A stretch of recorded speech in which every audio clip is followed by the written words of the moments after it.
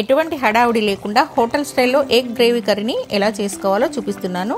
ముందుగా మిక్సీ జార్లో టమాటా ముక్కలు, జీడిపప్పు, అల్లం, వెల్లుల్లిపాయలు, పచ్చిమిర్చి, పసుపు, 4 టీ స్పూన్ కారం, ధనియాలు, గరం మసాలా పొడి, కొత్తిమీర, కొద్దిగా నీళ్లు వేసి మెత్తగా మిక్సీ పట్టుకోవాలి.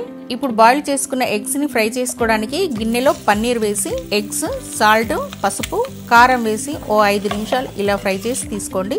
మళ్ళీ ఇందులోనే 5-6 టేబుల్ స్పూన్ల నూనె వేసి వేడి చేసుకొని 2 యాలకులు, దాల్చిన చెక్క, లవంగాలు, చిన్నగా కట్ చేసుకున్న ఉల్లిపాయలు వేసి ఇలా కలర్ మారేంత వరకు మగ్గించుకున్న తర్వాత మిక్సీ పట్టుకున్న పేస్ట్ ని ఇందులో వేసి కొద్దిగా నీళ్లు వేసి బాగా కలిపి గ్రేవీని మూత పెట్టి ఓ ఉడుకు పట్టనివ్వండి.